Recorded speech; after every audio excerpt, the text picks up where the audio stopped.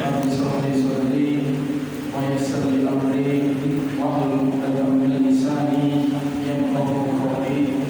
Allahumma la ilma lana illa ma 'allamtana innaka antal alimul hakim. Para jemaah Bapak-bapak yang saya hormati, alhamdulillah hari ini kita masih Allah kasih nikmat, yang mana nikmat terbesar itu nikmat sehat dan nikmat kesempatan. Karena sehat dan kesempatan itu kita bisa hadir di sini. Banyak yang sehat tapi tidak sempat, karena dunia ini memang menyibukkan. Dunia ini memang menyibukkan.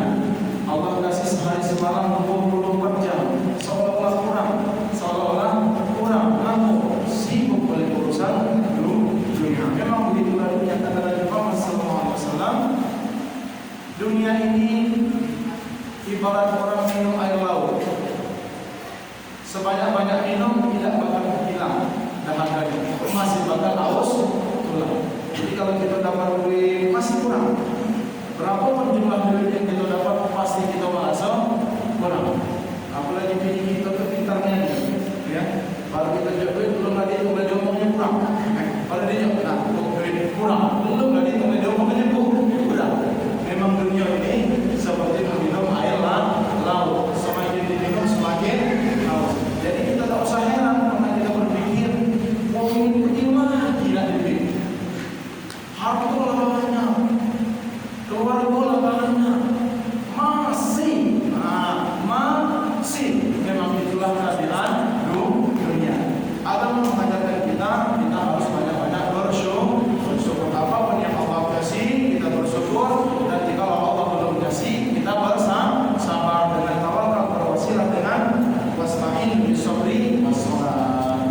Baik para jemaah yang dirahmati oleh Allah Subhanahu wa taala, kita melanjutkan materi yang minggu lalu tentang taharah. Taharah sudah kita bahas, ya. Ada wudu, ada mandi, ada tayamum, ada menghilangkan najis.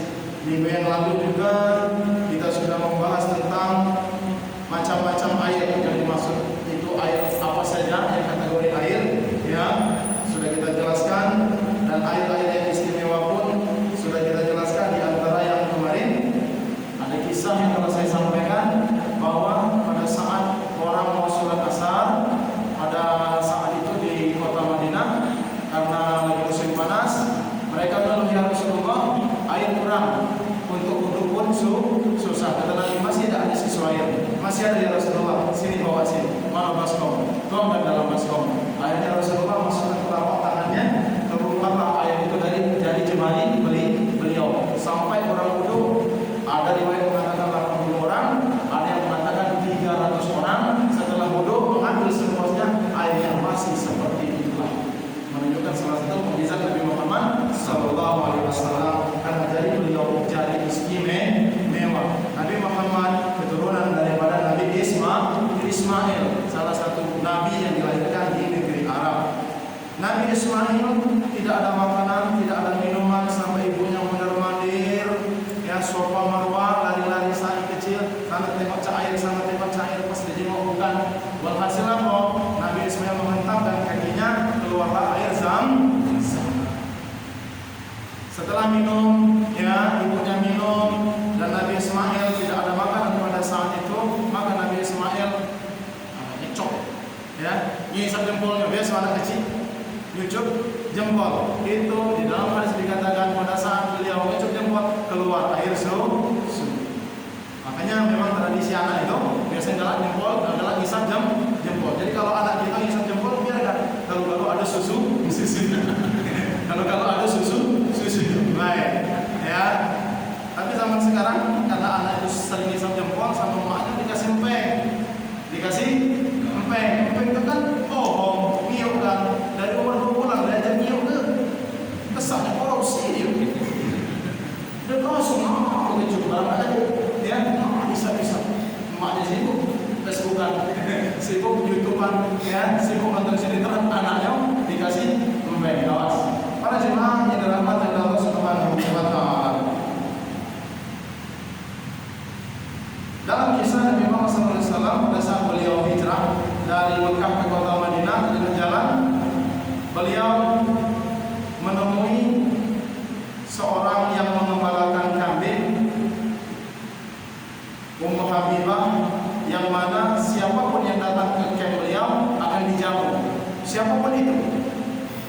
dikenal atau tidak?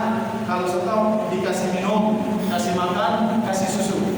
Ya, karena beliau ternak kambing. Pada saat Nabi hijrah, beliau datang ke situ. Ternyata kata yang punya tempat, mohon maaf Tuhan, saya tidak ada yang bisa saya sajikan.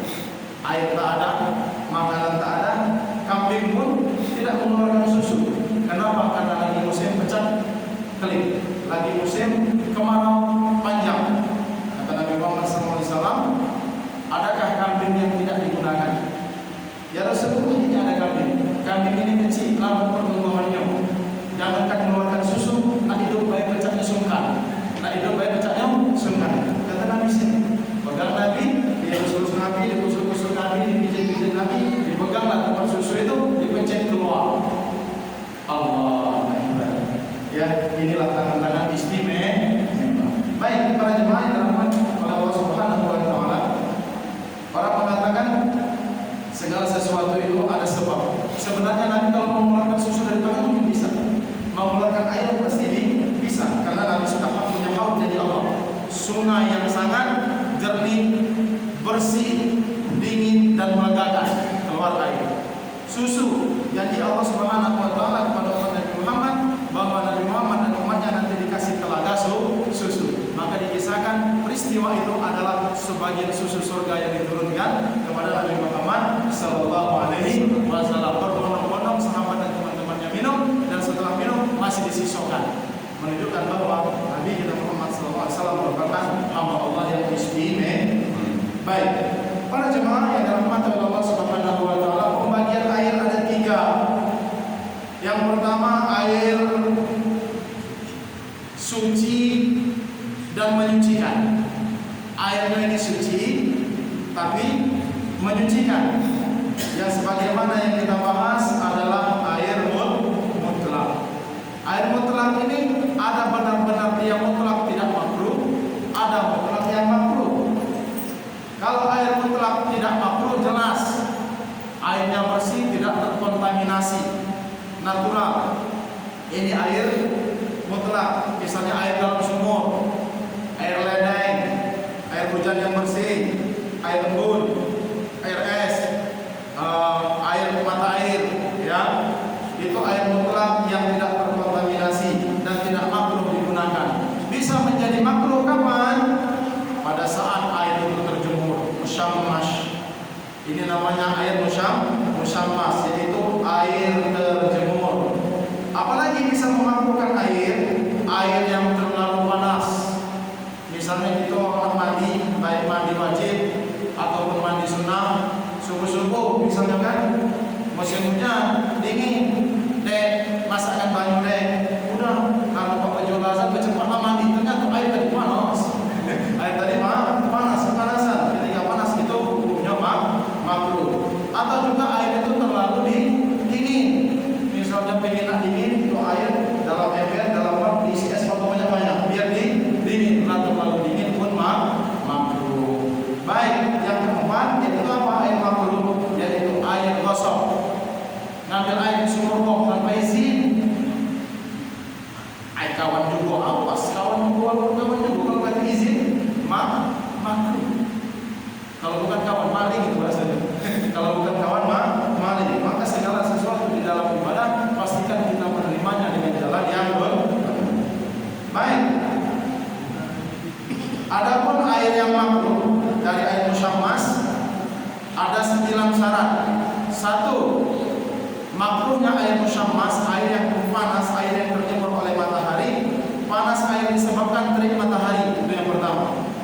Jadi kalau ada air terjemur panas digunakan wudhu, kalau dia memang bersih sah, tapi hukumnya makruh. Yang kedua, digunakan saat masih panas. Misalnya kita panasin air, nak wudhu atau nak mandi, usahakan agak dingin, angan-angan dulu. Kalau terlalu panas, itu hukumnya makruh, sah. Baik. Yang ketiga, digunakan oleh orang hidup. Ya. Ini yang menggunakannya wong hidup. Makruh kalau yang gunakannya wong hidup, tapi kalau mandikan untuk jenazah yang mati tidak makruh. Tidak makruh. Jadi ada orang mati, kasih banyu, ada yang musyammas itu siram, ada apa? Hukumnya tidak makruh. Tapi kalau kita masih hidup,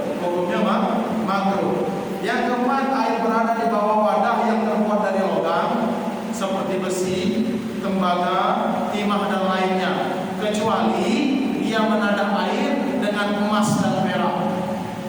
Itu dipakai itu. Derumnya terbuat dari emas dan perak. Walaupun terjemur tidak jadi masalah. Walaupun terjemur tidak jadi masalah. Tapi kalau derum bermasalah. Baik. Yang kelima, digunakan di musim panas. Yang keenam, digunakan di badan, bukan yang lain seperti baju. Jadi makruh kalau digunakan untuk badan. Tapi kalau untuk nyuci, untuk masak, maka dia tidak makruh. Baik. Ketujuh, digunakan di daerah yang panas seperti Hijaz dan Hadramaut.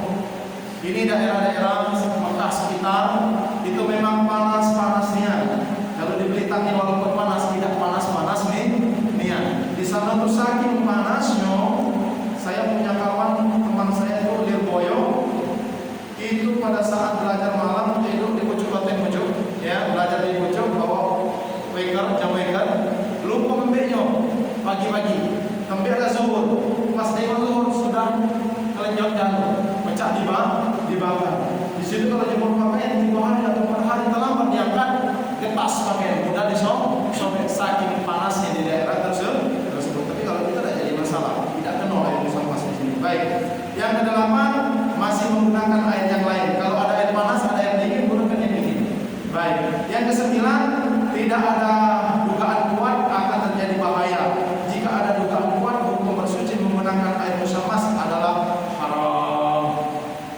Ya, karena menggunakan air musyammas kata Imam Nawawi, siapa yang menggunakan untuk bersuci, wudu, mandi, istinja menggunakan air yang panas, air musyammas itu menyebabkan penyakit, namun penyakit belang. Ya, itu kalau belang-belang kulit itu, ya, itu dipicu dari air yang panas. Baik, para jemaah yang dirahmati oleh Allah Subhanahu wa taala. Jadi kalau yang tadi itu air ya ditinjau dari hukumnya yaitu air suci menyucikan. Dia suci macam menyucikan. Atau air suci tapi tidak macam menyucikan. Baik, itu pembahasan sekarang yaitu air suci namun tidak bisa menyucikan. Air golongan ini adalah air yang mustakmal. Ya, yang dimaksud air mustakmal adalah air yang telah digunakan untuk keperluan dalam bersuci. Air bekas mustakmal itu second. Air second. Kalau air kita second tidak macam lagi digunakan untuk bersuci. Tapi dia suci. Suci. Misalnya itu air sudah uduk kita buat kopi ya itu boleh tak? Boleh. Suci. Tapi kalau untuk digunakan uduk lagi dia tidak sah. Airnya suci namun tidak bisa menyucikan. Baik. Ada syaratnya. Syarat air mustakmal itu ada 4. Yang pertama, kalau air itu kurang dari 2 kulah. 2 kulah ini para ulama mengatakan 10 ceret. Ceret yang besar, yang 2 liter lebih lah. Ya. 2 liter lebih, agak besar ya. Nah, kalau 10 itu termasuk airnya 2 kulah. Jika kurang dari situ maka tidak bisa kategorikan air suci. Dia disebut tetap air mustakmal. Kalau lebih dari 2 kulah, walaupun dia mustakmal masih tetap suci menyucikan. Kalau hitungan liter itu sekitar 217 liter. Kalau kita isi di sini itu berapa ya? Derajat besar. 30 ya? 20. Berarti kalau 20 butuh 11 lah. Butuh 11 derajat. Itulah kalau kita bangun bak, kira-kira cukup tak? Kalau kurang dari situ, kalau tercampur najis atau apa-apa menyebabkan air itu tidak suci menyucikan. Baik. Jadi air itu bisa dia kategori suci namun tidak menyucikan jika lebih kurang daripada 217 liter. Yang kedua syaratnya telah digunakan untuk membasuh bagian fardu, yaitu basuh yang menghilangkan hadas atau najis. Jadi kalau air itu digunakan bukan untuk keperluan fardu, maka dia tetap suci dan menyucikan. Ya, suci dan menyucikan. Tapi kalau sudah digunakan untuk fardu, misalnya setelah wudu, air sudah wudu dikumpulkan banyak, digunakan untuk wudu lagi tidak sah. Air mandi misalnya kan kita gunakan lagi sisanya tidak sah. Ya, termasuk air BAB misalnya sisa-sisanya dari subsiden kita kumpulkan tidak sah karena Berikutnya, tidak bertujuan untuk menciduk saat air tersentuh dengan anggota badan. Nah ini ada perbedaan ulama. Jadi kalau kita ngambil air wudhu, misalnya air itu di ember ya. Kalau sekarang sih mudah karena kita pakai keran. Pakai keran itu tak mungkin tersentuh air mustahmal, tinggal buka selesai. Yang repotnya kalau kita pakai bak atau pakai ember, yang ukuran ember dan baknya kurang daripada 2 bulan, kurang daripada 217 liter. Misalnya setelah kita wudhu, kita ngambil netes air dari tangan, netes air dari tangan, meneteskan air yang di ember, ya, itu menyebabkan air yang sesuai menjadi air mustahmal, menyebabkan anggota wudhu berikutnya tidak sah. Tidak sah. Makanya kalau kita wudhu pastikan punya ember jauhkan ini. Saya turun galon, baru ambil lagi, baru siram anggota wudhu berikutnya. Kita tinggal asli. Air percik-percik masuk lagi di situ. Aku lalu di sholat, rajin sholat, hidup ini masih tak berubah, masih tidak kena kemungkinan ada salah dalam menggunakan air pada saat wudhu. Ya, baik. Jikalau kita niatkan, karena misalnya tidak ada gayung ya, tidak ada gayung, wudhu pakai ember tidak ada gayung, boleh kita niatkan tangan ini seperti gayung. Ya, diniatkan aja tangan ini bagaikan gayung. Jadi ngambil air, misalnya caduk dalam ember, siram. Ya, agak kering, masukkan lagi, siram lagi. Agak kering, ambil lagi, siram lagi. Maka kalau diniatkan ini sebagai alat gayung, maka air yang kita sentuh tadi bukanlah kategori air mustahmal. Itulah cara yang diajarkan oleh para ulama. Kalau memang tidak ada gayung, tapi kalau memang ada gayungnya, lebih baik menggunakan gayung. Makanya saya kadang-kadang datang ke beberapa rumah orang, saya masuk ke WC-nya untuk wudhu. Ada memang dia menspesialkan di kamar mandi itu ember, tulisannya khusus wudhu. Berarti dia sudah menjamin air wudhunya ini walaupun tidak 2 bulan bersih, suci. Jadi yang wudhu tidak puas. Tapi ada sebagian di kamar mandi cuma air langsung mengalir ke bak, wudhu melalui bak itulah, dan bak itu kurang dari 2 bulan, maka otomatis wudhu itu tidak sah. Baik, lanjut. Para jemaah yang dirahmati oleh Allah Subhanahu wa taala. Hukum air mutlak yang berubah dengan perkara lain. Ya. Jadi yang kedua ini airnya suci namun tidak menyucikan. Di sini ada pembahasan hukum air mutlak yang berubah dengan perkara lain. Contohnya tercampur dengan benda ataupun alat. Ya, baik. Hukum air ini sebagaimana hukum air mustahmal. Jadi kalau air ini tercampur dengan benda yang lain maka hukumnya mustahmal. Tidak boleh untuk bersuci. Memang dia suci. Ya, tapi tengok benda-bendanya yang bagaimana. Ya, misalnya kita ada ember, ada sendok di dalamnya. Boleh tak air ini kita gunakan wudhu? Karena ada sendok di dalam ini. Mustahmal atau tidak? Baik, di sini pembahasannya. Yaitu suci dan tidak dapat digunakan untuk bersuci dengan beberapa syarat. Dia suci airnya, tapi tidak bisa digunakan untuk bersuci. Jadi untuk bersuci itu apa? Untuk wudhu, untuk mandi, untuk istinja. Mungkin orang selalu berpikir kalau wudhu bersih, pakai air bersih, kalau mandi pakai air bersih, tapi istinja jarang orang memperhatikan. Kadang di WC itu kotor, dia gunakan air di WC, air yang mustahmal atau air najis. Mungkin selesai di WC, wudhunya benar, sholatnya benar, tapi istinjanya salah. Maka wudhu dan sholat itu tidak akan diterima karena satu kesatuan. Istinjanya harus benar, wudhunya harus benar, barulah sholatnya benar. Istinja benar, wudhu benar, belum tentu sholat benar. Ya, istinja benar, wudhunya tidak benar, sholatnya benar, tentu sholatnya tidak diterima. Lah istinjanya benar, wudhunya benar, sholatnya benar, baik kadang-kadang belum diterima. Ya, baik. Para jemaah yang dirahmati oleh Allah Subhanahu wa taala. Yang pertama, perubahan air disebabkan perkara suci. Jika disebabkan perkara najis maka hukumnya menjadi najis. Jadi air ini misalnya tercampur oleh sendok, sendok ini bersih. Ya. Sendok ini bersih, misalnya itu ada air, tempat tiba-tiba ada gelas nyampak, sendok nyampak, bersih barang ini.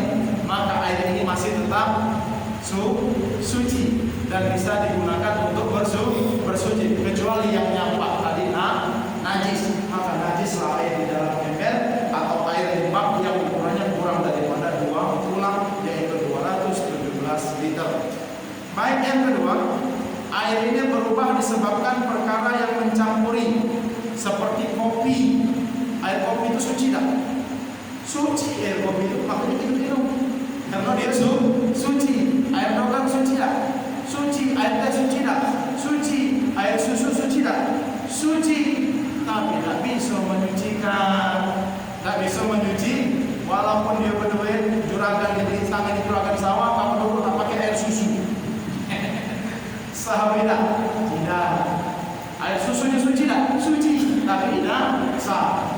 Mungkin dia nak coba-coba untuk pakai air teh, misalnya kan air kopi, maka hukumnya tidak sah. Baik. Berikutnya, perubahan disebabkan oleh yang merubah, maka itu dia tidak bisa menyucikan walaupun status air itu suci, kecuali yang mujawir. Mujawir ini seperti kayu. Ada kayu misalnya di kolam, di sungai. Kan kalau itu di sawah itu pecahnya sungai itu, bau air itu agak bau kayu, bau rumput, bau lumut, bau tanah. Maka hal yang demikian masih tetap suci, menyucikan, tidak menyebabkan air itu tidak suci untuk bersuci. Jadi itu yang di sawah itu sama dia. Selagi air itu bagus, bersih, sumbernya benar, bagus, bodoh lagi di sawah jadi masalah. Di kolam ikan, di kolam ikan. Misalnya kita punya kolam ikan, ikannya banyak, kolamnya luas, boleh kita ukur di situ? Boleh, tapi dengan catatan airnya tidak berubah. Tapi kalau airnya labau ukur, labau ikan, maka airnya punya najis. Baik. Berikutnya, jadi kalau air itu dia berubah karena misalnya karena air sungai kemarin warnanya kan agak kuning kalau hujan, boleh tidak bersuci? Boleh, karena itu perubahan alami dari tanah ataupun perubahan dari lumut. Suci tidak? Suci, karena itu alami. Jikalau berubah sesuatu itu oleh hal-hal seperti kopi, tinta dan sejenisnya atau maka air itu tetap suci, namun tidak bisa menyucikan walaupun sudah lebih daripada 2 bulan. Walaupun sudah lebih daripada 2 bulan. Misalnya kita punya rumah bak besar, nyampak tinta, misalnya kan nyampak tinta printer di dalam itu berubah. Yang kata Ustaz ini kan lebih 2 bulan. Sadar kalau dia sudah berubah warna, berubah rasa, berubah bau, maka gunakan air yang lain. Baik, para jemaah yang dirahmati oleh Allah Subhanahu wa taala. Yang ketiga, kita habiskan air ini. Yang ketiga yaitu air najis atau air mutanajis, yaitu air yang dihukumi najis karena kemasukan najis. Keadaan air yang terkena najis, satu, ketika air kurang dari 2 bulan maka menjadi najis secara mutlak. Air seember dinyampai cicak najis. Air ember dikencingi kucing najis. Tapi misalnya bak itu 2 meter persegi, 2 meter, tingginya 2 meter, lebarnya 2 meter, banyak ya, berderung-derung, bukan berceret-ceret lagi. Ada cicak bising misalnya, ya, ada cicak bising. Apakah hukum airnya suci? Suci. Dengan catatan tidak berubah warna, tidak berbau, dan tidak berubah rasa. Baik. Berikutnya ada air banyak 2 bulan bahkan lebih, tidak dihukumi najis ketika terkena najis kecuali ada perubahan yang saya sebutkan tadi. Banyak, besar, dia berubah, maka hukumnya najis. Baik para jemaah yang dirahmati oleh Allah Subhanahu wa taala. Di sini banyak permasalahan kajian fikih. Namun saya rasa penjelasan yang saya sampaikan tadi cukup mewakili daripada isi buku yang telah saya sampaikan ini. Baik, bagaimana cara menyucikan najis? Misalnya air itu terkena najis, ada 3 cara. Misalnya airnya banyak, terkena najis, kena tinta misalnya kan. Bisa dia suci dengan sendirinya, hendak tinta di bawah, bening ujungnya, maka boleh kembali menjadi suci. Baik, yang misalnya dia terkena najis tapi kurang dari 2 bulan, kita tambah, kita hidupkan keran banyak belumnya, maka air menjadi suci. Yang ketiga, suci dengan mengurangi ukuran air. Misalnya begini, jumlah air itu 20 lebih, ya. Tapi tengok banyak kotoran, kita buang kotoran, kita kurangi, tapi tidak sampai kurang 20, maka hukum air